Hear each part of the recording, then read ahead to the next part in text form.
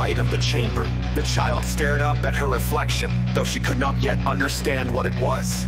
She had been born minutes before, yet the weight of centuries seemed to press into the small room where the elders gathered. They watched in silence, their faces hidden behind masks of ceremony, their robes heavy with symbols of forgotten times. She was the first. No one in the village knew what to expect. For generations, the children had been born unmarked, their skin unblemished and pure. The prophecy had been whispered in the wind, for as long as they could remember, that one would be born with the veil of ages written on their skin. This child would either bring salvation or ruin. She was small and fragile in her swaddling, but the intricate lines that trace her face, neck and arms glowed faintly in the low light, marking her something far beyond human. The patterns pulsed, living and moving as though alive. So alive, some said the markings were ancient language, messages from the stars. Her mother had cried out only once when she saw her, not from fear but from awe.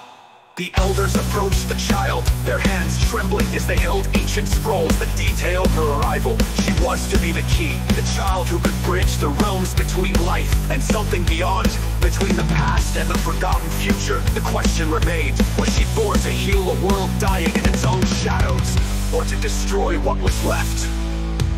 As she reached out, her tiny hand brushing the reflection before her, the ground trembled. The elders fell to their knees in prayer or terror, and the symbols on her skin glowed brighter, burning with the light of 100 forgotten suns. And then the whispers began. The voices of the ancestors, the ones who had written the prophecy, now calling to her from the other side. Her eyes wide and unblinking, filled with the knowledge of those long dead.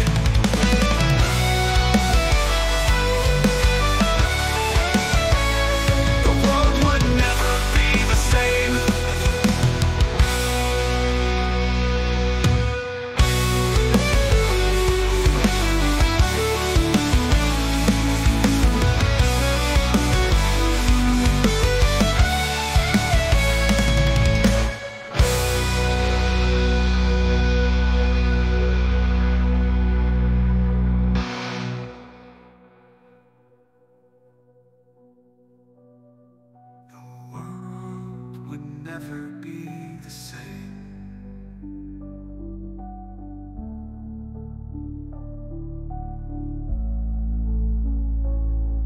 The world would never be the same. The world would never be the same.